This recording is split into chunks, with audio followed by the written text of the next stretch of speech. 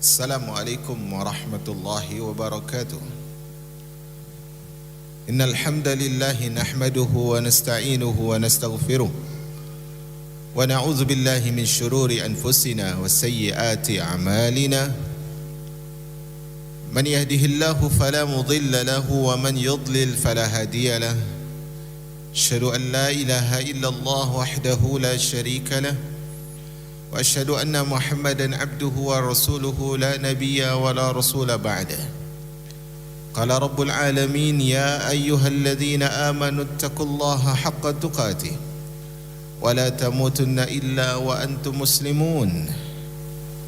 Ya ayyuhalladzina amanu ittaqullaha wa qulu qawlan sadida yuslih lakum a'malakum wa yaghfir lakum dhunubakum ومن يطع الله ورسوله فقد فاز فوزا عظيما فإن أصدق الحديث كتاب الله وخير الهدي هدي محمد صلى الله عليه وسلم وشر الأمور محدثاتها فإن كل محدثة بدعة وكل بدعة ضلالة وكل ضلالة في النار.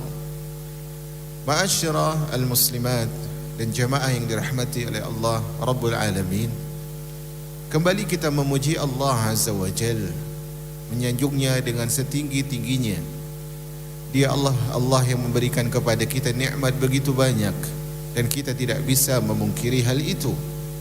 Dialah Allah yang memberikan kepada kita anugerah yang berlimpah dan kita tidak bisa mengelakkan realita itu. Allah Subhanahu wa ta'ala hadirkan segala yang kita miliki, yang pernah kita miliki dan yang akan kita miliki, semuanya bersumber dari Allah Azza wa Jal. Seorang hamba yang sadar diri, dia akan mengakui semua hal itu adalah dari Allah. Dia akan menggunakan nikmat tersebut, berusaha menggunakan nikmat tersebut dalam rangka taat kepada Allah Azza wa Jal. Salawat dan salam semoga sampai kepada Rasul yang kita cinta, Muhammad bin Abdillah salawatu rabbina wassalamuhu alaih, yang telah mengajarkan kita sebaik-baik perjuangan, yang telah mengajarkan kepada kita setotalitasnya pengorbanan, yang telah mengajarkan kepada kita bahwasanya untuk menggapai surga perlu sebuah pengorbanan dan perjuangan yang besar. Semoga salawat dan salam sampai kepada istri beliau di dunia dan di surga, ummahatil mu'minin, sampai kepada para sahabat, para tabi'in, atba'u tabi'in dan atba'u dan orang-orang yang mengikuti beliau sallallahu alaihi wasallam hingga hari kiamat. Hari ini kita akan melanjutkan membacakan kitab Fawaidul Fawaid, yaitu kitab Al-Fawaid dengan susunan Syekh Ali, Al-Fawaid dari Ibnul Qayyim, Fawaidul Fawaid dengan susunan dari Syekh Ali Al-Halabi rahimahumallahu ta'ala. Sebelum kita masuk ke pembahasan, kembali kita memotivasi diri kita untuk belajar agama Allah Azza wa Jal. Kita memotivasi diri kita karena akan ada saat-saat kita bosan, akan ada saat-saat kita letih, akan ada saat-saat kita merasa sepertinya nanti saja atau lain kali saja dan sebagainya. Sejatinya nikmat yang Allah berikan kepada kita menuntut ilmu ini adalah sesuatu yang luar biasa. Coba kita ingat kepada sabda Nabi sallallahu alaihi wasallam. Coba kita ingat kepada sabda Nabi sallallahu alaihi wasallam, yang mana Nabi sallallahu alaihi wasallam bersabda, innallaha yu'tid dunya man yuhib wa man la yuhib. Sesungguhnya Allah memberikan dunia kepada orang yang Allah cintai, dan Allah berikan dunia kepada orang yang Allah tidak cintai. Jadi orang yang Allah cintai dan orang yang tidak Allah cintai sama-sama mendapatkan dunia. Berarti dunia tersebut tidak berharga. Wala yu'tid dunya illa wala yu'til akhirah illa man yuhib.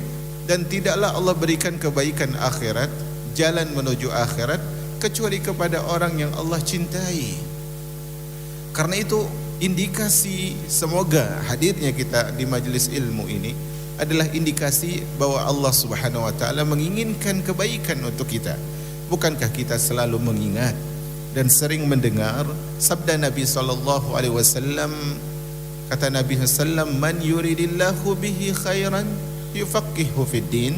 Siapa yang Allah Subhanahu wa taala inginkan dia menjadi orang yang baik, siapa yang Allah inginkan kebaikan pada dirinya, Allah jadikan dia paham terhadap agama. Dan paham terhadap agama bukan berarti dia bangun tidur paham, dia habis makan langsung paham, tidak. Butuh perjuangan untuk paham ilmu. Dengan bahasa yang lebih panjangnya, siapa yang Allah inginkan kebaikan baginya, Allah jadikan dia belajar yang dengan ilmu tersebut kemudian dia paham. Itu yang dimaksud oleh Nabi sallallahu alaihi wasallam. Karena pentingnya dan besarnya pengaruh ilmu di dalam menentukan kebaikan, Al-Imam Ibnul Jauzi berbeda dengan Ibnul Qayyim Al-Jauziyah. Ibnul Jauzi lebih dahulu daripada Ibnul Qayyim rahimahumallahu ta'ala. Al-Imam Ibnul Jauzi rahimahullah, beliau memiliki banyak karangan, banyak kitab. Di antara kitab beliau yang semoga nanti ada yang membahasnya, yaitu kitab Talbis Iblis. Sudah banyak terjemahnya, Talbis Iblis, yaitu tentang tipu daya iblis, perangkap iblis. Beliau sebutkan banyak sekali perangkap iblis, tetapi kata beliau pertama kali beliau sebutkan, kata beliau rahimahullah, tentang perangkap iblis yang pertama yang dilancarkan, yang dilemparkan oleh iblis kepada manusia. Kata beliau, "I'lam anna awwala talbisi iblis 'ala an-nas sadduhum 'anil ilmi." Ketahuilah, kata Al-Imam Ibnul Jauzi rahimahullah, bahwasanya perangkap pertama yang dilancarkan, yang dilepaskan, perangkap pertama yang dibuat oleh iblis untuk merangkap manusia adalah dengan menghalangi mereka dari ilmu.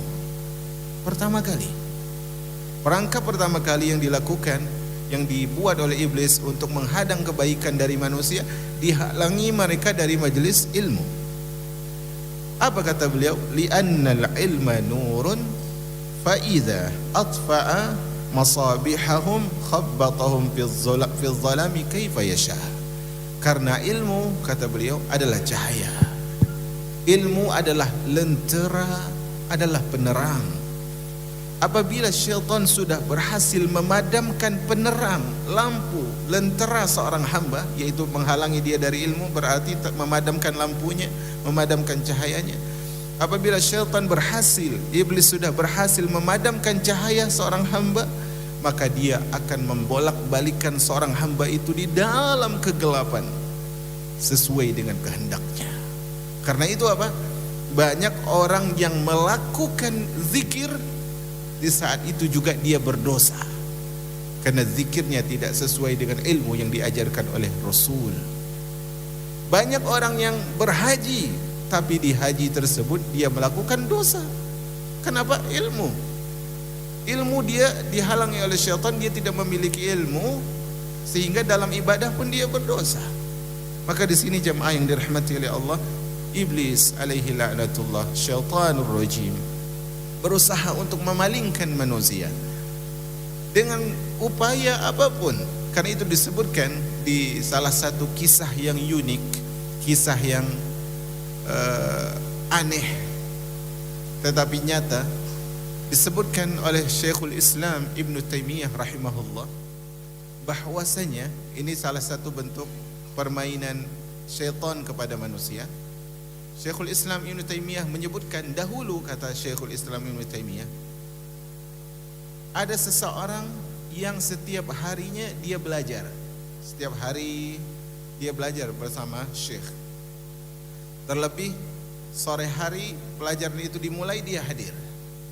Kurang lebih seperti inilah. Setiap hari dia belajar bersama syekh, dan dia santri yang rajin, pelajar yang rajin, jamaah yang rajin. Kemudian syekh melihat si fulan ini sudah tidak hadir lagi.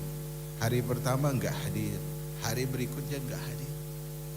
Dan seorang guru yang perhatian, dia biasanya menanyakan, kok si fulan enggak hadir ya? kok si fulana nggak hadir ya? Nah dalam kasus ini, kenapa si fulan tidak hadir? Apakah dia sakit? Disebutkan oleh teman-temannya, tidak wahai syekh, si fulan sehat, dia ada di rumah. Maka syekhnya aneh. Makanya syekhnya mengunjungi ke rumahnya, datang, dibukakan pintu, kemudian mereka berbicara, ditanyakan oleh syekhnya, kenapa engkau tidak hadir lagi? Dia mengatakan, wahai syekh, saya nuntut ilmu itu ingin masuk surga, tetapi saya sekarang itu setiap hari ke surga, jadi saya rasa tidak perlu lagi saya menuntut ilmu. Syekhnya mengatakan, ajib, aneh sekali, setiap hari engkau ke surga, kok bisa? Kata santrinya ini, iya wahai syekh, setiap sebelum matahari terbit, setiap sebelum matahari tenggelam di petang hari, atau setelah matahari tenggelam, yang jelas di petang hari, datang malaikat membawaku ke surga, membawaku ke surga. Dan setiap sebelum waktu fajar, dia kembalikan aku ke rumah. Kata syekh, kalau gitu hari ini aku nggak ngajar, hari ini aku mau ikut ke surga. Akhirnya ditunggulah waktu penjemputan tersebut. Akhirnya datang orang yang biasa menjemput santri ini, yang biasa membawanya, atau malaikat yang biasa menjemput santri ini ke surga. Kata santri ini ketika ingin diajak ke surga, ini guru saya mau ikut masuk surga. Kata orang ini, tidak masalah. Akhirnya mereka dibawa ke surga. Di situ mereka melihat sungai-sungai, di situ mereka melihat pepohonan, melihat burung-burung dan keindahan-keindahan. Sampai sebelum waktu fajar, malaikat tadi yang membawa mereka ke surga bilang, ayo kita pulang. Akhirnya si santri ini udah siap-siap mau pulang. Kata gurunya, udah jangan pulang, kita di surga loh, ngapain pulang? Kita di surga, sudah enak-enak di surga, ngapain harus pulang?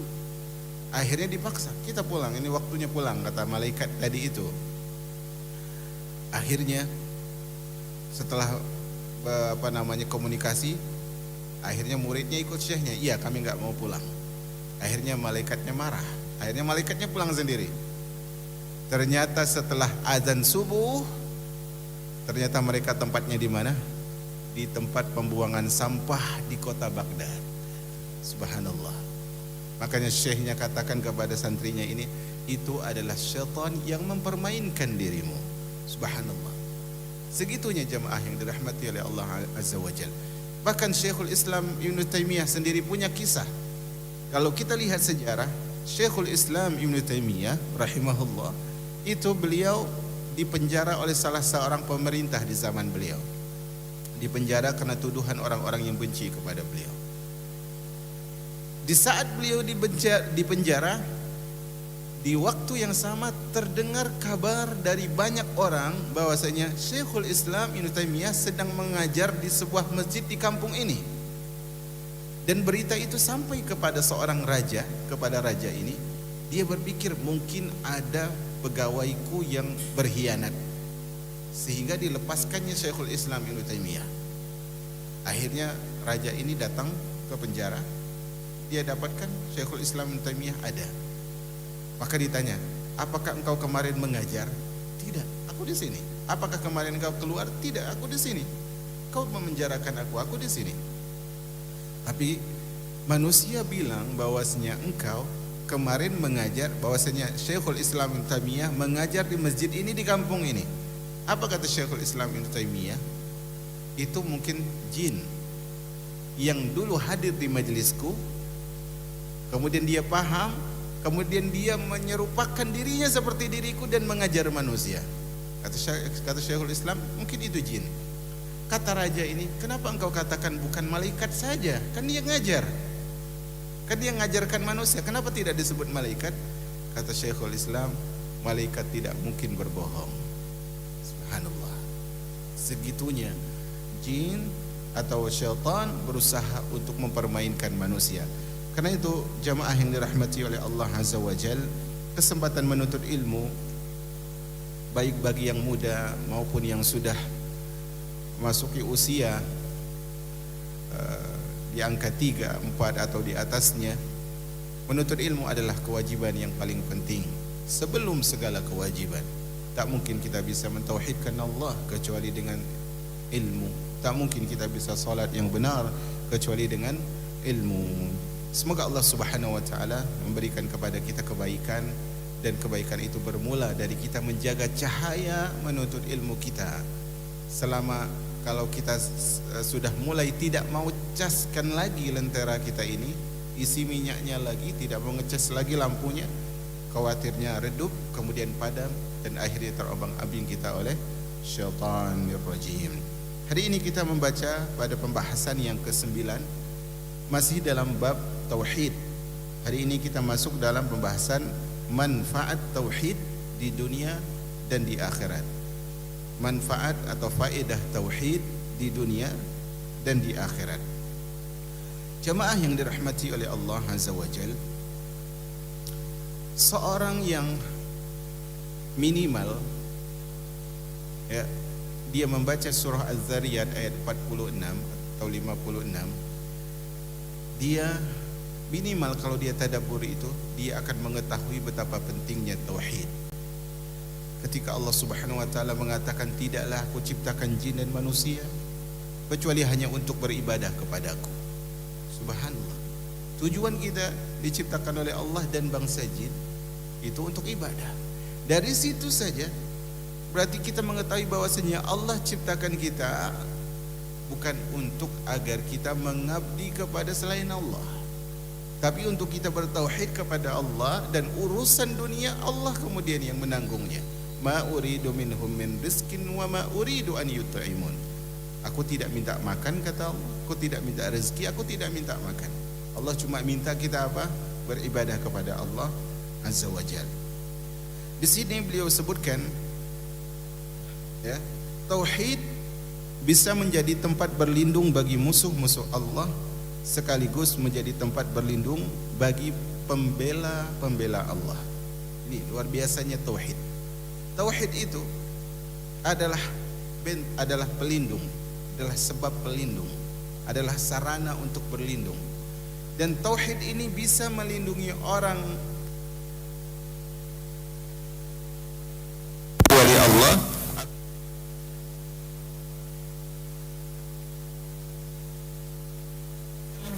sempat berbuat kesyirikan. Nah, jamaah yang dirahmati oleh Allah Azza wa Jalla,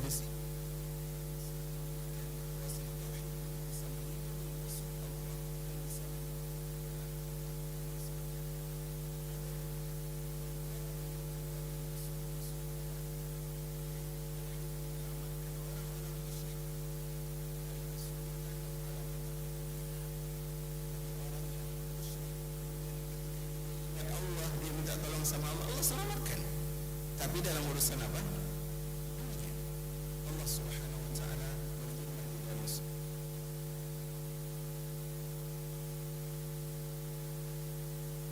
al-fulki da'u Allah mukhlishina lahud-din alamma najjahum ila al-barri idza hum yushrikun. Maka apabila orang-orang musyrik ini naik kapal, kemudian kapal tersebut terombang-ambing oleh badai, angin yang kencang, ombak yang menggulung, maka ketika keadaannya genting, mereka berdoa kepada Allah dengan penuh ikhlas.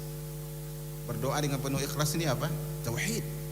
Karena tauhid artinya keikhlasan kepada Allah Azza wa Jalla. Tetapi ketika mereka selamat, ketika Allah selamatkan mereka sampai ke daratan, mereka berbuat syirik lagi. Allah tahu selama ini mereka menyembah berhala.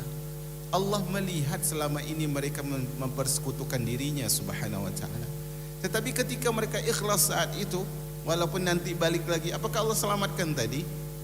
Allah selamatkan. Karena itu suatu ketika, dan kita ketahuilah bahwasanya di awal-awal Islam, orang-orang kufar Quraisy itu sangat berusaha untuk menghadang dakwah Rasul sallallahu alaihi wasallam. Sampai mereka di antara cara untuk menghadangnya adalah mereka tawarkan penawaran kepada Nabi sallallahu alaihi wasallam. Saat itu orang-orang kafir Quraisy mengirim seorang utusan kepada Nabi SAW, namanya adalah Husain bin Munzir. Seorang dia bernama Husain bin Munzir. Ketika Husain bin Munzir sampai kepada Nabi SAW, dia mengatakan, ya Muhammad, wahai Muhammad, farraqta jama'atana, engkau telah menghancurkan persatuan kami. Karena dengan masuknya, dengan Rasulullah mendakwahkan Islam, saat itu seorang ayah harus pisah dengan anak, seorang istri harus pisah dengan suami karena perbedaan agama. Maka Husain bin Munzir mengatakan, ya Muhammad, farraqta jama'atana, engkau telah pecah belahkan persatuan kami. Wasyatatta syamlana, dan engkau telah hancurkan kesepakatan kami. Dulu kami adalah orang yang bersepakat dalam satu hal, kemudian kau hancurkan. Mereka tawarkan ini, fa in aradta malan a'tainaka. Apa sih tujuanmu wahai Muhammad? Kalau engkau ingin harta, kami berikan kepadamu harta. Kau ingin kekayaan, kami jadikan engkau orang yang paling kaya. Kemudian au mulkan mallaknaka, au mulkan mallaknaka, atau mungkin engkau wahai Muhammad membawa dakwah ini, engkau mungkin ingin jadi raja. Kalau engkau ingin jadi raja, kami angkat engkau jadi raja tertinggi. Ditawarkan harta, ditawarkan apa? Ditawarkan juga menjadi seorang raja. Dalam kejadian lain ditawarkan, mungkin engkau ingin wanita paling cantik, kami akan cari wanita paling cantik. Maka ketika Husain bin Munzir ini diam, Rasulullah sallallahu alaihi wasallam berkata kepada dia, ya Aba Imran. Aba Imran ini kunyahnya Husain. Ya Aba Imran, kam ilahan ta'bud. Wahai Abu Imran, berapa Tuhan yang engkau sembah? Ini pertanyaan kepada Abu Imran seorang saja, bukan kepada orang kafir seluruhnya. Kata Abu Imran, a'budu sab'ah, saya menyembah 7 Tuhan. 7 Tuhan.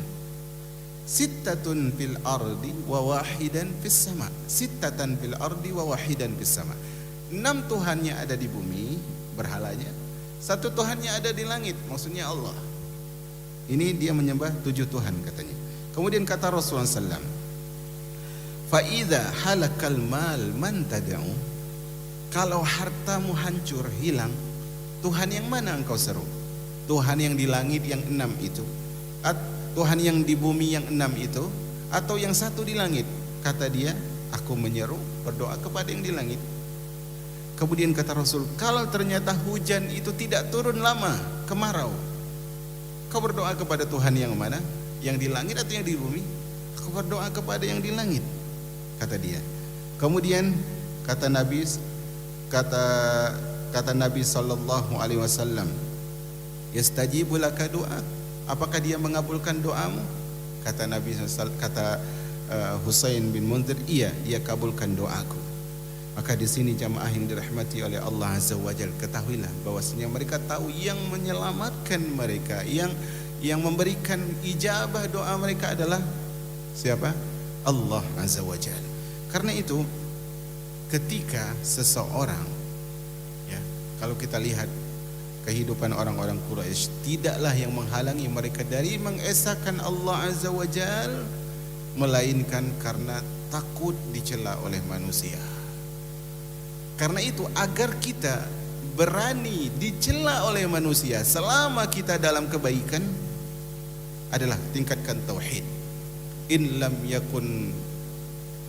yakun ghadabuka alayya fala ubali.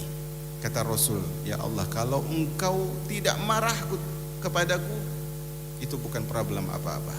Apapun yang terjadi selama engkau tidak murka, aku tidak peduli ya Allah. Maka di sini jamaah yang dirahmati oleh Allah Azza wa Jalla, kita harus ingat bahwasanya semua kebahagiaan kita itu bersumber dari tauhid. Kita lihat bagaimana Nabiullah Ibrahim alaihissalam. Dia bermula dari seorang ayah yang menyembah berhala di sebuah kawasan kerajaan, artinya di kawasan daerah negeri yang menyembah berhala. Ayahnya menolaknya, dia diusir. Kemudian setelah itu dia harus berhadapan dengan dia menikah dengan seorang wanita yang mereka sudah tua renta, tidak punya keturunan.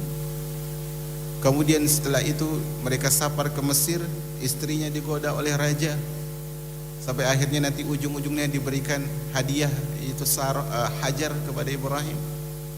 Kemudian setelah nanti punya anak dari siapa? Dari Hajar.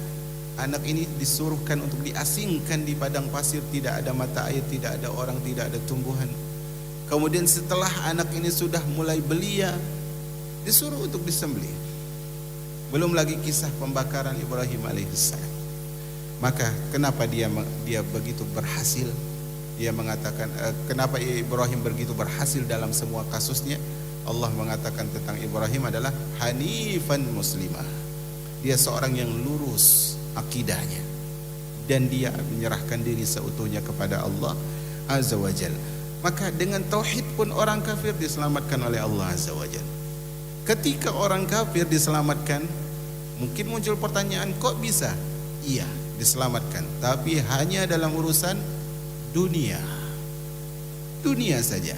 Tetapi ketika di akhirat mereka kekal di dalam neraka Allah Azza wa Jalla. Ini begitu besarnya peran tauhid di dalam kehidupan. Karena tauhid ini memiliki pengaruh yang sangat luar biasa di dalam kehidupan seorang hamba, dan nanti kita akan sebutkan. Kemudian jemaah yang dirahmati oleh Allah, adapun perlindungan Allah kepada pembelanya, kepada orang beriman, kepada orang yang bertauhid adalah Allah bebaskan dia dari berbagai kesulitan dunia dan akhirat. Maka karena itu dalam kehidupan dunia ini, kesulitan yang kita rasa itu adalah berdasarkan level tauhid kita. Tauhid kita kelas berapa? Itulah ujian kita. Tidak mungkin seorang guru memberikan kepada anak kelas 2 SD pelajaran anak kuliah. Tidak mungkin Allah Rabbul Alamin memberikan ujian kepada orang yang baru hijrah, yang malas-malasan, yang asal-asalan, yang ikut-ikutan. Ujian seperti ujian orang yang sudah sekian puluh tahun berdakwah. Tidak mungkin. Bukankah Nabi SAW mengatakan asyaddun nasi bala'an al-anbiya? Manusia yang paling berat, paling besar ujiannya adalah para nabi. Summal amsala fal amsal. Kemudian orang-orang yang semisal dan orang-orang yang semisal. Karena itu jamaah yang dirahmati oleh Allah Azza wa Jalla, di dalam kehidupan ini kita harus ingat lagi bahwasanya mungkin kita merasakan sedih, tapi saya ingin ingatkan kepada Anda bahwasanya kalau kita merasa dunia ini seperti menjepit kita, alam semesta ini seperti menghimpit kita, segala sesuatu yang tadinya manis terasa pahit, yang tadinya lapang terasa sempit, yang tadinya mudah terasa sulit. Kalau segala sesuatu yang kita rasakan demikian susahnya, ingatlah kisah seseorang. Ada seseorang hamba yang kisahnya, kesulitan yang menimpanya itu bisa menjadikan kesulitan yang menimpa kita menjadi ringan, karena deritanya tidak bisa dibandingkan dengan derita kita. Derita kita bukan apa-apa. Saya katakan lagi, jika kita merasa sulit, sedih, sempit, maka ingatlah kisah seseorang ini. Orang ini memiliki 7 orang anak, yang mana 3-nya laki-laki dan 4-nya perempuan. 3-nya laki-laki, 4-nya perempuan. Bandingkan kisah kita dan kisah orang ini. Dia punya berapa anak? 7. 3 laki-laki, 4 perempuan. Perhatikan, dari 7 anak ini, putra pertama beliau yang laki-laki itu wafat pada usia 2 tahun lebih. Putra pertama wafat di usia 2 tahun lebih. Putra kedua beliau atau putra kedua orang ini wafat di usia 1 tahunan. Subhanallah. Putra pertama wafat di usia 2 tahunan, putra kedua wafat di usia 1 tahunan, dan putranya yang ketiga wafat pada usia masing-masing pada usia yang kurang lebih masih menyusui lah 17 bulan. Berarti masih tersisa tidak putranya? Tidak ada. Yang satu wafat di usia 2 tahunan, yang kedua di usia 1 tahunan, yang ketiga di usia belasan bulan saja, kurang lebih 17 bulan. Dia berapa putri tadi? 4. Yang 3 putra meninggal semua. Dan putri pertamanya itu menikah. Kemudian Allah wafatkan putri itu di usia ke-28 tahun. Rahimahullah. Kemudian putri yang kedua menikah lagi, wafat di usia ke-21 tahun. Putri ketiga menikah lagi, wafat di usia 27 tahun. Siapa sajakah yang wafat tadi? Yang wafat tadi adalah Qasim, Abdullah, Ibrahim, Zainab, Ruqayyah, Ummu Kulsum. Dari 7 anak tadi yang tersisa cuma 1, Fatimah radhiyallahu taala anha. Maka ketika datang musibah kepada kita, bandingkan dengan musibah orang ini. Siapa orang ini? Rasul sallallahu alaihi wasallam. Kata Nabi sallam, jika musibah kalian terasa berat, ingatlah musibahku. Musibah wafat Rasulullah adalah musibah yang paling berat dan paling besar. Semoga Allah mengumpulkan kita bersama Rasul sallallahu alaihi wasallam. Maka Allah berikan perlindungan kepada orang yang menjadi pembelanya di dunia dan di akhirat. Allah jadikan ya segala kesulitan itu menjadi jalan keluarnya, menemui jalan keluarnya yang begitu besar. Dengan apa? Dengan tauhid. Dan di akhirat nanti kita akan sebutkan begitu banyak keuntungan dan faedah yang didapatkan oleh seorang hamba dari tauhid. Kemudian jemaah, negara kita Indonesia adalah negara yang sudah merdeka dari puluhan tahun yang lalu. Dan ke depan hari kemerdekaan tersebut akan dirayakan oleh banyak orang. Tetapi kita bukan di situ pembahasannya. Pembahasan kita adalah negeri kita Indonesia adalah negeri yang sudah merdeka dari penjajahan Portugis, Belanda, Jepang dan yang lainnya. Kurang lebih 6 negara yang menjajah negara kita ini. Tetapi realita di lapangan bahwa negara kita belumlah negara yang merdeka. Maka sebaik-baik jalan untuk memerdekakan sebuah negara adalah masyarakat negara itu harus bertauhid kepada Allah Azza wa Jalla. Banyak negara yang sudah merdeka dari penjajahan negara lain, tetapi realita di lapangan banyak keburukan, banyak kebejatan, banyak kecurangan, banyak segala hal yang menggambarkan negara itu tidak seimbang. Kenapa demikian? Karena jauh dari tauhid kepada Allah Azza wa Jalla. Karena itu sebaik-baiknya jalan kemerdekaan adalah dengan memerdekakan akidah kita hanya bertauhid kepada Allah Azza wa Jalla. Karena itu jamaah yang dirahmati oleh Allah Azza wa Jalla, dulu di masa Umar ibn al-Khattab radhiyallahu taala anhu, Umar ibn al-Khattab menaklukkan negeri Persia. Tetapi sebelum menaklukkan atau perperangan biasanya diutus utusan. Nah, Kisra raja Persia ini mengutus Rustum, panglima dari negeri Persia, yang nanti kaum muslimin mengutus Rif'i bin Amir, seorang yang biasa saja, tidak besar-besar sekali. Maka ketika sampai Rif'i bin Amir ini berani sekali, ya, dia bawa tombaknya sambil berjalan menuju kursinya si Rustum ini, panglima perang Persia. Tombaknya ditancapkan di ditusukkan di permadaninya. Enggak takut dia. Maka kata Rustum, apa yang membuat kalian bangsa Arab jauh-jauh datang ke negeri kami? Apakah kalian cemburu dengan kekayaan kami? Kata Rib'i bin Malik, kata Rib'i bin Amir, tidak, kami tidak cemburu.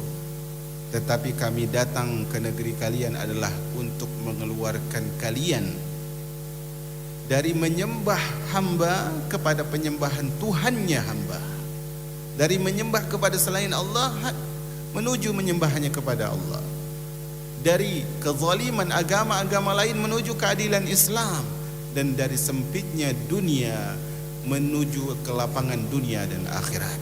Perhatikan di sini. Kemerdekaan yang diajak oleh para sahabat adalah apa? Menyembah Allah Azza wa Jalla. Karena itu jemaah, tidak ada negeri yang paling damai di muka bumi ini sampai saat ini dan sampai waktu yang Allah inginkan, melainkan negeri yang di situ lahir Rasul kita Muhammad sallallahu alaihi wasallam. Negeri yang bertauhid kepada Allah Azza wa Jalla. Kemudian juga kalau kita ingin jadi rumah tangga kita rumah tangga yang paling damai, jadikan rumah tangga yang bertauhid kepada Allah Azza wa Jalla. Kalau ingin sekolah kita menjadi sekolah yang paling sukses, jadikan murid-muridnya diajarkan tauhid yang benar. Bukan fokus kepada pelajaran-pelajaran yang mereka lulus dengan nilai besar, tetapi tauhidnya adalah tauhid yang abal-abal. Maka di sini harus kita perhatikan. Jadi tauhid melindungi pembela Allah, melindungi orang beriman di dunia dan di akhirat. Oleh karena itu kata beliau, Nabi Yunus alaihissalam berlindung dengan tauhid hingga akhirnya Allah menyelamatkan dirinya dari kegelapan perut ikan yang menyelimutinya. Jadi Nabi Yunus itu adalah salah seorang nabi yang diutus di negeri Nainua. Nabi Yunus berdakwah kepada kaumnya, tetapi kaumnya menolak. Kaumnya menolak dan menantang agar diturunkan azab dari Allah Azza wa Jalla kalau memang Yunus ini benar alaihissalam. Tetapi dengan sikap kaumnya, Nabi Yunus jengkel sehingga Nabi Yunus meninggalkan kaumnya sebelum diizinkan oleh Allah. Sebelum diizinkan oleh Allah. Akhirnya dengan itu Allah pun marah kepada Nabi Yunus, dan kita tahu Nabi Yunus naik kapal, kemudian terombang-ambing kata penduduk penumpang kapal, kita harus keluarkan sebagian barang kita, muatan kita. Setelah muatan dikurangi, ternyata masih saja ombak seperti itu. Dan orang di situ beriman, mereka tahu bahwa ini adalah seorang nabi. Orang penduduk kapal itu percaya kepada Allah. Sepertinya di kapal ini ada orang yang zalim sehingga Allah jadikan kita kena badai seperti ini. Akhirnya mereka berundi, siapa kira-kira yang namanya keluar, dialah yang terjun dari kapal untuk menyelamatkan orang lain. Maka keluarlah nama Yunus sampai 3 kali. Yang awalnya mereka tidak percaya, nggak mungkin nabi ini yang harus keluar. Akhirnya dia mengakui kesalahannya, dia terjun dan ditelan oleh perut ikan paus yang Allah sebutkan di dalam Al-Quran, fi zulumatin salas. Yunus berada di dalam 3 kegelapan. Kegelapan apa? Kegelapan malam, kegelapan laut, dan kegelapan perut ikan. Ketika itu Yunus kemudian beristighfar kepada Allah. Kemudian Allah ajarkan kepada Yunus sebuah doa, la ilaha illa anta subhanaka inni kuntu minadh zalimin. Awalnya tadi apa? Tauhid. La ilaha illa anta, tiada ilah yang berhak diibadahi dengan benar ya Allah kecuali Engkau. Subhanak, maha suci Engkau. Inni kuntu minadh zalimin, sungguhnya aku adalah termasuk orang-orang yang berbuat zalim. Karena itu tauhid mengeluarkan orang-orang beriman dari kesulitan yang besar yang dia alami. Kemudian juga di sini disebutkan oleh Al-Imam Ibnul Qayyim, demikian pula yang dilakukan oleh kaum beriman pengikut para rasul. Mereka diselamatkan dari kekejaman orang-orang musyrik di dunia dan dari azab yang disiapkan untuk musyrik tersebut di akhirat. Kalau kita lihat para pengikut Nabi dan Rasul, mereka selalu dikejar oleh orang-orang yang berbuat syirik. Contohnya adalah pengikut Nabi Musa, contohnya pengikut Nabi Isa, pengikut Nabi kita Muhammad sallallahu alaihi wasallam dikejar. Tetapi karena mereka yang mengikuti Rasul itu adalah orang-orang yang bertauhid kepada Allah, Allah selamatkan mereka dari makar orang kafir. Kita lihat bagaimana ketika Musa alaihissalam, ya, ketika Musa alaihissalam kemudian dikejar oleh Firaun, di belakang pasukan Musa, di belakang Musa pasukan Firaun, di depannya laut, nggak ada jalan keluar. Sampai-sampai penduduk pengikut Nabi Musa Bani Israel mengatakan, inna lamudrakun, wahai Musa, kita ketangkep deh, ketangkep. Belakang musuh, depan laut, begitu dalam. Apa kata Musa? Kalla, enggak. Tauhid jemaah, tauhid. Enggak, kita enggak mungkin ketangkap. Inna ma'iya rabbi sayahdin, Rabbku pasti kasihkan jalan keluar. Tidak lama setelah Musa alaihissalam sebutkan itu, Allah wahyukan kepada Musa, wahai Musa, pukullah laut. Maka dipukul laut, terbelah menjadi 12 jalan, masing-masing seperti gunung yang besar. Allah jadikan solusi bagi pengikut-pengikut para rasul yang berada dengan tauhid. Dan juga nanti mereka akan diselamatkan di akhirat dari azab yang menimpa orang-orang yang berbuat kesyirikan. Jamaah yang dirahmati oleh Allah Azza wa Jalla, kita lihat ya, kalau kita lihat kisah para sahabat Nabi SAW, orang yang beriman yang diselamatkan, pengikut para rasul yang diselamatkan dari azab dunia itu ada dua macam. Pertama adalah mereka enggak terkena azab. Kedua, mereka terkena azab tetapi mereka merasakan nikmat azab itu. Contohnya adalah kisah Bilal bin Rabah radhiyallahu anhu yang diazab oleh tuannya di tengah terik mentari di padang pasir. Ya, di tengah terik mentari di padang pasir yang berbatu, yang begitu panas. Ketika itu apa kata Bilal? Ahadun ahad, ahadun ahad, Allah yang esa, Allah yang esa. Ini ucapan yang terucap oleh orang yang tidak merasakan pedihnya. Artinya dia bukan berarti tidak sakit, tetapi sakit yang dia rasa dikalahkan oleh nikmat tauhid kepada Allah Azza wa Jalla. Kita lihat bagaimana tukang sisirnya putri Firaun yang itu disebut Masitoh. Masitoh itu bukan nama ya. Masitoh itu artinya adalah tukang sisir. Masyatoh yamsitu, tukang sisir. Wanita tukang sisir. Dia rela. Ya, keluarganya dimasak, dia pun akhirnya dimasak karena apa? Tauhid kepada Allah Azza wa Jalla. Akan tetapi ada kalanya tauhid tersebut tidak diterima oleh Allah. Contohnya adalah tatkala Fir'aun mencoba berlindung kepada tauhid ketika dia sudah melihat kebinasaan akhir hidupnya, yaitu akan tenggelam. Tauhid itu tidak memberikan manfaat baginya, sebab iman yang baru muncul pada saat ajal sudah diperlihatkan tidak akan diterima lagi. Allah Subhanahu wa taala mengatakan, ya, Allah Subhanahu wa taala mengatakan tentang Fir'aun di dalam surah Yunus. Itu Allah Subhanahu wa taala katakan sebelum Fir'aun tersebut tenggelam, Allah mengatakan tentang Fir'aun, وَجَاوَزْنَا بِبَنِي إِسْرَائِيلَ الْبَحْرَ فَأَتْبَعَهُمْ فِرْعَوْنُ وَجُنُودُهُ بَغْيًا وَعَدْوًا. Dan kami jadikan Bani Israel itu bisa melewati laut. Dan saat itu mereka dikejar dan diikuti oleh Fir'aun dan pasukannya dengan penuh kebencian dan permusuhan. Allah katakan, hatta idza adrakahu al-gharq qala amantu annahu la ilaha illa alladhi amanat bihi banu Israil wa ana minal muslimin. Endingnya apa? Fir'aun tenggelam. Tetapi ketika ajalnya sudah di kerongkongannya, apa kata Fir'aun? Aku beriman kepada Tuhannya Bani Israel.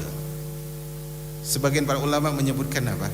Saking sombongnya Fir'aun, dia enggak mau nyebut nama Allah. Dia tidak mengatakan aku beriman kepada Allah, tapi aku beriman kepada Tuhannya Bani Israel. Maksudnya apa? Aku juga Tuhan, tapi Tuhannya Bani Israel itu. Itu sebagian ulama menyebutkan. Intinya pembahasan kita adalah dia mengucapkan kalimat tauhid tapi ketika ajalnya sudah di kerongkongan. Bahkan Firaun mengatakan wa ana minal muslimin, aku termasuk orang berserah diri. Apa kata Allah? Apakah Allah terima taubatnya? Allah mengatakan al-ana wa qad asaita wa kunta minal mufsidin. Apakah baru sekarang kau meyakini itu? Padahal sebelumnya engkau bermaksiat, sebelumnya engkau berbuat kerusakan di muka bumi. Apa kata Allah? Fal yawma nunajjika bi badanika litakuna liman khalfaka ayah. Hari ini kami akan wafatkan engkau, tapi fisikmu kami selamatkan, sehingga menjadi pelajaran bagi orang-orang setelah. Sehingga jasad Firaun masih ada. Dan belum lama kemarin dipindahkan jasad Firaun dari piramidanya ke museum baru. Dan menyedihkannya, pemindahan jasad Firaun itu dibuat parade, disaksikan oleh banyak wartawan, dipoto-foto dan sebagainya. Subhanallah. Ini adalah sesuatu hal yang menyedihkan. Maka Allah Subhanahu wa taala mengatakan dalam surah Ali Imran, innamat taubatu 'ala Allahi lilladzina ya'maluna as-su'a bijahalatin thumma yatubuna min qarib. Sesungguhnya taubat itu hanya untuk orang yang berbuat dosa karena dia tidak mengerti, kemudian dia segera bertaubat. Itu baru diterima oleh Allah Azza wa Jalla. Maka di sini jamaah yang dirahmati oleh Allah, kalau sudah seperti itu, kita katakan tadi tauhid itu pelindung terbaik. Tapi kalau saatnya sudah berakhir, tidak berfungsi. Kalau saatnya sudah berakhir, itu tidak berfungsi. Kemudian di antara keutamaan tauhid yang disebutkan oleh Al-Imam Ibnul Qayyim di sini adalah tauhid adalah jalan keselamatan. Tadi garis besarnya tauhid adalah pelindung.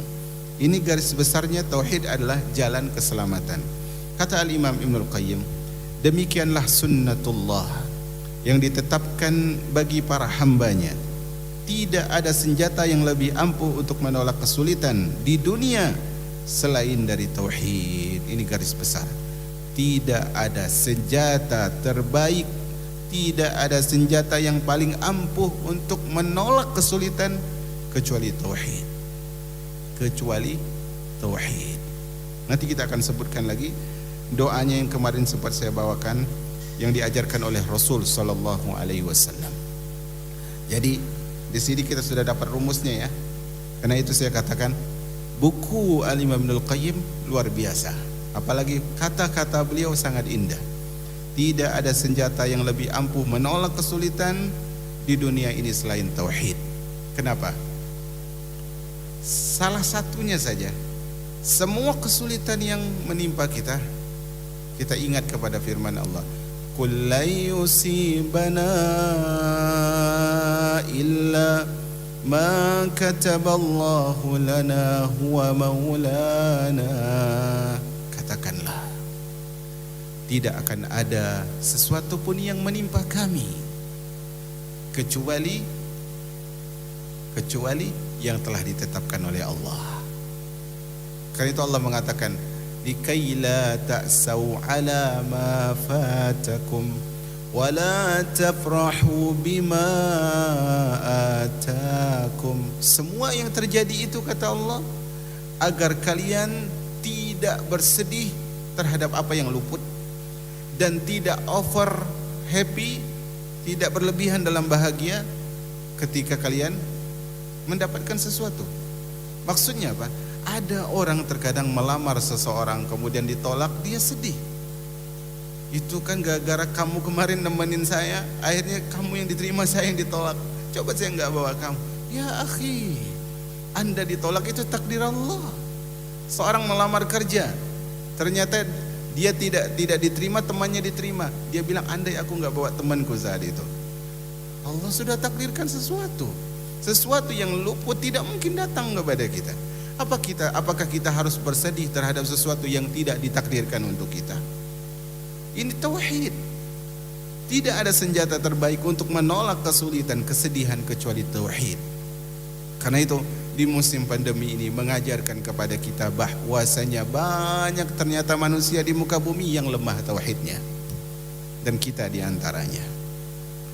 Ketika usaha bangkrut misalnya, ketika dia harus DPHK, ketika dia harus mendapatkan status seperti dia sebelum kerja, yaitu pengangguran, dia bersedih, bingung, seakan-akan pekerjaannya itu yang memberi dia makan. La, iya wallah. Makanya kemarin di kajian Kamis ya,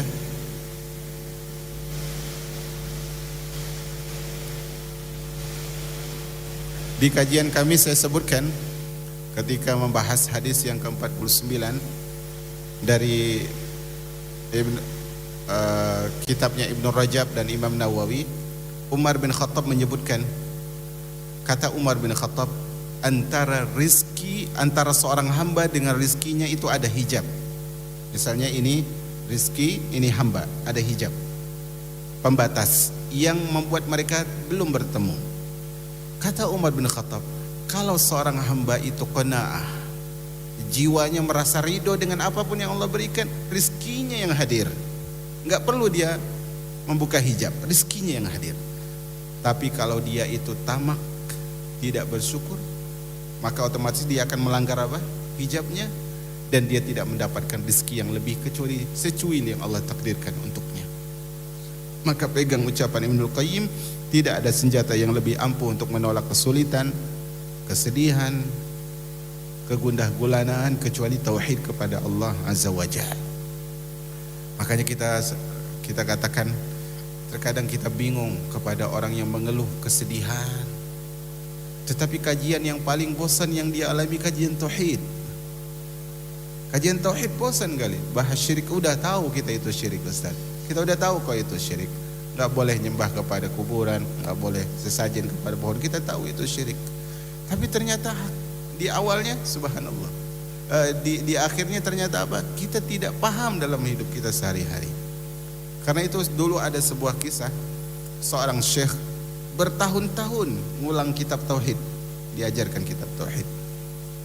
Kemudian kata syekhnya, besok ini pertemuan akhir kita, mulai besok kita ulang dari awal lagi kitab tauhid. Maka murid-muridnya merasa jemu, wahai syekh, kenapa kita nggak ganti kitab lain aja? Kata syekhnya, saya pertimbangkan. Kata syekhnya, saya pertimbangkan. Akhirnya besoknya syekhnya datang, hari ini kita nggak belajar dulu, kata syekhnya. Ini saya punya ayam dan saya mau makan ayam ini. Tolong kalian sembelih ayam ini. Dikasih oleh syekh 1, 2, 3. Tetapi syaratnya, saya tidak ingin ayam ini disembelih dilihat oleh seorang pun, oleh siapapun, kata syekh. Akhirnya yang pertama adalah pergi ke rumah kosong, dia sembelih ayam di situ biar nggak ada yang lihat. Yang lainnya pergi ke tengah laut biar nggak ada yang lihat. Akhirnya semua 3 orang murid yang diberikan ayam tadi itu datang. Syekhnya menanyakan, engkau mana ayamnya? Sudah disembelih? Sudah. Apakah ketika kau menyembelih ada yang melihat? Dia mengatakan tidak. Dia mengatakan tidak. Yang kedua, di mana engkau sembelih? Di tengah laut. Apakah ketika menyembelih ada yang melihat? Dia mengatakan tidak. Kemudian yang ketiga, ayamnya sudah engkau sembelih? Belum, wahai syekh. Ya, belum, wahai syekh. Kenapa tidak engkau sembelih? Karena saya tidak mendapatkan satupun tempat yang yang tidak dilihat oleh Allah Azza wa Jalla. Ini syekh menguji. Atau dalam kisah yang lain itu disebutkan begini, murid-murid ini sudah mulai malas belajar kitab tauhid. Kalau kitab tauhid lagi, kata syekh, okelah besok kita coba pelajaran baru. Kata syekh, pagi harinya syekh mulai bismillahirrahmanirrahim, alhamdulillah, bukan mukaddimah. Kemudian syekh mengatakan, tadi malam saya mendengarkan kabar berita bahwasanya ada seorang anak menzinahi ibunya. Maka tiba-tiba muridnya bilang apa? Subhanallah, itu anak durhaka, anak yang tidak bisa balas budi, anak yang buruk, semua celaan. Murid-muridnya bilang. Akhirnya melanjutkan pelajaran. Besoknya syekhnya belajar lagi, datang lagi untuk ngajar. Kemudian apa? Syekhnya bilang, tadi malam saya dapat berita bahwa si fulan itu punya beli rumah baru.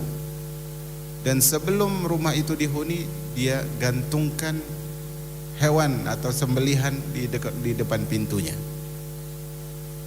Kemudian Syekh melanjutkan pelajarannya. Maka ketika Syekh melihat dia mengisahkan kisah orang yang menggantungkan hewan di pintu, Syekh mengatakan, kenapa kalian ini? Kemarin saya sebutkan seorang anak menzinahi ibunya, kalian begitu riuh. Tadi aku sebutkan bahwasanya fulan pindah rumah, tapi sebelum rumahnya ditempati dia sembelih hewan dulu, kemudian dia gantung di pintu rumah, kalian diam. Berarti kita harus belajar tauhid lagi, kata Syekh. Seorang anak menzinahi ibunya itu tidak melanggar tauhid, tidak berbuat syirik, tapi seorang yang menyembelih dan kemudian digantungkan di depan pintu rumah, itu apa? Syirik. Di sini jamaah yang dirahmati oleh Allah, terjawab sudah kesedihan kita selama ini, kesempitan hidup kita selama ini adalah karena apa? Karena kita tidak memegang kunci tauhid. Oleh karena itu, doa ketika dilanda kesedihan mengandung makna tauhid. Apa itu doanya? Doanya kemarin saya sebutkan. Nabi ketika sedang bersedih, Nabi SAW berdoa, La ilaha illallahul azimul halim, La ilaha illallah rabbul arshil azim, La ilaha illallah rabbus samawati wal ard wa rabbul arshil karim. Tauhid lagi, subhanallah. Karena itu umat al-Islam yang dirahmati oleh Allah, di sini beliau sebutkan lagi doa yang dimohon oleh Zunnun. Zunnun itu artinya adalah pemilik ikan. Maksudnya siapa tadi? Nabi Yunus alaihi salam. La ilaha illa anta subhanaka inni kuntu minadh zalimin. Kemarin kita sebutkan Nabi SAW bersabda, khairud du'a du'a Arafah. Sebaik-baik doa doa Arafah. Dan sebaik ucapan Nabi dan para Nabi sebelumnya apa? La ilaha illallah wahdahu la syarikalah, lahul mulku wa lahul hamdu wa huwa ala kulli syai'in qadir. Rasulullah bersabda, afdaluz zikir, zikir yang paling utama, la ilaha illallah. Subhanallah. Di sini jamaah yang dirahmati oleh Allah, apabila doa tersebut dibaca oleh orang yang sedang kesulitan, niscaya Allah akan menghilangkan kesulitan itu, dikarenakan tauhidlah yang terkandung di dalamnya.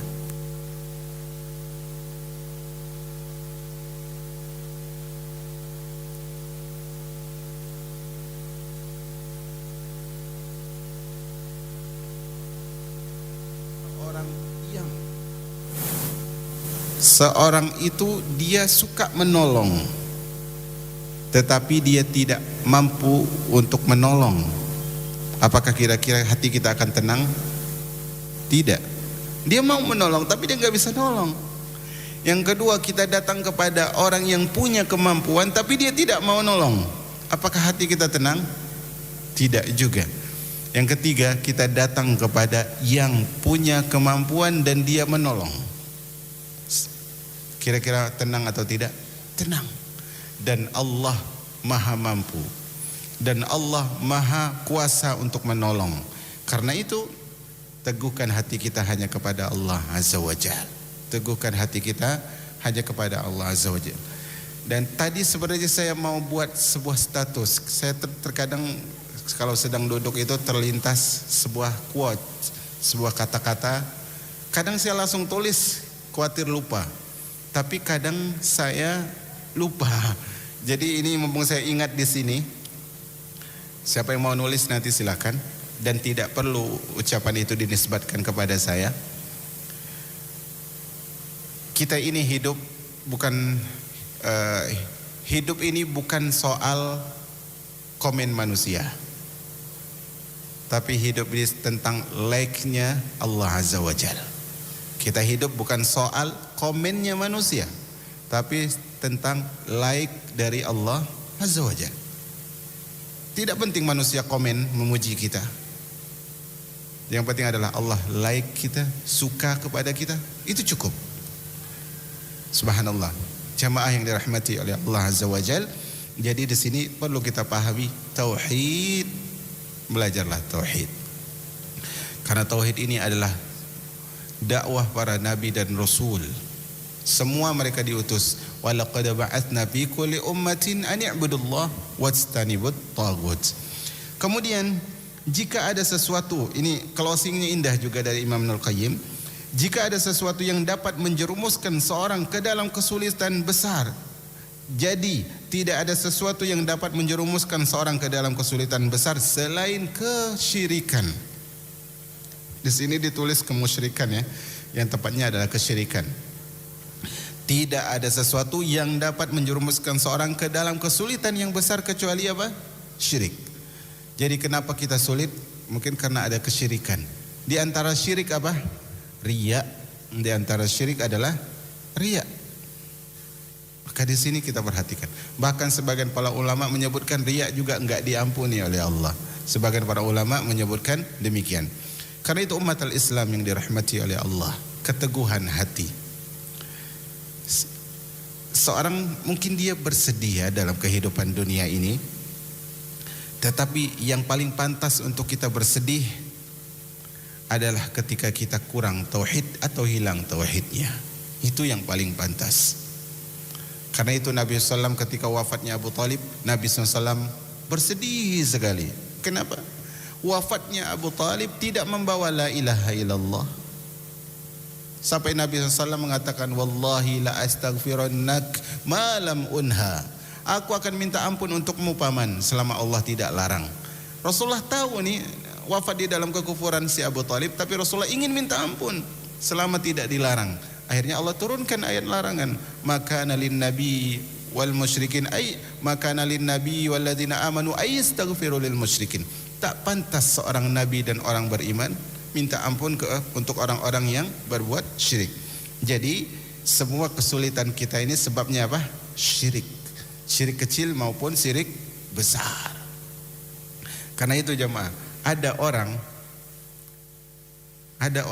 gak semangat lagi ceramah, gak semangat lagi mengajak kebenaran, karena gak mau ada orang yang hadir di kajian dia. Akhirnya apa? Sedih dia, karena dia berbuat syirik. Subhanallah. Syirik, dakwahnya untuk didengar oleh manusia.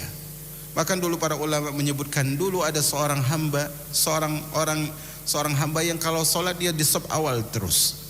Suatu ketika Allah takdirkan dia telat. Ketika dia sampai ke masjid, dia enggak dapati saf awal, dan di hatinya tumbuh, kok saya kayaknya kecewa deh, saya enggak sampai di saf awal. Nanti manusia mengira saya kok enggak di saf awal lagi. Nah, akhirnya dia tahu selama ini dia tidak ikhlas kepada Allah Azza wa Jalla. Kenapa kita harus ikhlas kepada Allah Azza wa Jalla? Karena hanya Allah yang pandai dan sangat pandai membalas kebaikan. Tidak ada yang bisa membalas dengan sebaik-baiknya kecuali Allah Azza wa Jalla. Kemudian sebaliknya, tidak ada sesuatu yang dapat menyelamatkan seseorang dari kesulitan besar melainkan tauhid. Disebutkan dulu ada seorang yang dia itu mengendarai kuda. Dia bawa harta. Dia naik kuda lewat padang pasir, Kemudian dia bingung jalannya kemana. Akhirnya ada orang yang hadir. Biar saya menjadi pemandu jalan, tour guide-nya lah gitu ya. Dipandu jalan, ternyata orang ini dibawa ke tempat sebuah lembah yang di situ banyak tengkoraknya. Artinya apa? Ini bajak padang pasir ya, bukan bajak laut ya, bajak padang pasir, tukang begal gitu. Akhirnya orang kaya tadi paham, berarti saya akan dibunuh dan harta saya diambil. Ini buktinya banyak tengkoraknya. Kata dia, sebelum engkau bunuh, izinkan saya sholat 2 rakaat dulu. Kata orang itu, oke, kau sholat tapi jangan lama. Dia membunuh pun gak sabar, jangan lama. Maka ketika sholat dia membaca Al-Fatihah. Kemudian di antara ayat yang dia baca, kalau tidak salah surah Al-An'am, di antara ayat tersebut berbunyi adalah amman yujibul muttarra idza da'a. Dan siapakah yang mampu menolong orang yang genting ketika dia berdoa kepada Allah. Saat itu dia genting akan dibunuh. Ketika dia sholat, tiba-tiba terdengar teriakan. Setelah dia sholat, dia lihat ternyata tukang begal tadi itu sudah tewas. Disebutkan oleh para ulama, mungkin itu Allah utus malaikat untuk menolong orang itu. Subhanallah. Tidak ada yang mampu menyelamatkan kita kecuali tauhid kepada Allah Azza wa Jalla. Nah, suatu ketika ada seorang Quraisy, kafir Quraisy, kalau tidak salah, Rasulullah beristirahat di bawah, intinya dia orang kafir. Rasulullah istirahat di bawah pohon. Kemudian orang ini menodongkan pedangnya kepada Nabi SAW. Dia mengatakan, wahai Muhammad, saat ini siapa yang mampu menyelamatkan engkau dari pedangku? Kata Rasulullah, Allah yang akan menyelamatkan. Seketika itu orang tadi gemetar dan pedangnya jatuh. Kemudian Rasulullah ambil pedangnya, dihunuskan ke orang itu. Sekarang siapa yang bisa menyelamatkan engkau dari pedang ini? Orang itu mengatakan tidak ada. Maka di sini perhatikan jamaah, tidak ada yang mustahil bagi Allah. Tidak ada yang mustahil. Selama ini kita terjebak di dalam sebuah jalan yang kita kira jalan itu adalah ikatan rajutan tali yang begitu kokoh sehingga kita berayun dengan ayunan itu, padahal itu adalah sarang laba-laba yang sangat mudah untuk jatuh. Seorang yang tidak kuat tauhidnya ibarat berjalan di jembatan kaca yang retak. Seorang yang rapuh tauhidnya ibarat bersandar kepada sebuah pohon yang sudah tua dan rapuh. Bukan hanya akan hancur jembatan itu, bukan hanya akan roboh pohon tersebut, tetapi juga akan mencelakakan dirinya. Karena itu tidak ada sesuatu yang menyelamatkan seorang dari kesulitan besar melainkan tauhid, dan tauhid adalah tempat berlindung untuk semua makhluk sekaligus benteng untuk segala penolong. Makanya sekali lagi saya katakan, untuk menekankan yang saya sebutkan di pertengahan kajian tadi, dulu kita tidak ikut dalam perperangan melawan Belanda. Kita juga tidak hadir di dalam pertempuran melawan Jepang. Tetapi kita bisa memerdekakan negara ini dengan kemerdekaan yang lebih baik, yaitu dengan menjadi hamba yang bertauhid, dengan terus belajar tauhid, dengan terus mengamalkan tauhid, dan terus mendakwahkan tauhid. Tauhid adalah kemerdekaan yang sesungguhnya. Semoga Allah berikan taufik kepada kita. Semoga Allah ampuni dosa-dosa kita. Semoga Allah maafkan kesalahan kita. Yang terkadang kita terlihat baik di hadapan manusia, tetapi Allah lebih tahu bahwa kita adalah orang yang tidak seperti ucapan dan pandangan mereka. Semoga Allah Subhanahu wa taala melihat, dan memang Allah Maha melihat, bahwasanya di hati kita di setiap dosa ada penyesalan. Kalaulah kita tahu bahwasanya hujan tersebut tidak minta izin kepada siapapun kecuali kepada Allah, maka seharusnya dengan itu kita harus yakin untuk bersikap terus di jalan Allah tanpa peduli dengan ucapan dan komen manusia. Semoga itu adalah kita, dan Allah mudahkan. Kita tutup dengan doa kafaratul majlis, karena kesimpulannya saya ambil tidak ada pertanyaan. Subhanakallahumma bihamdika asyhadu an la ilaha illa anta astaghfiruka wa atubu ilaik. Assalamualaikum warahmatullahi wabarakatuh.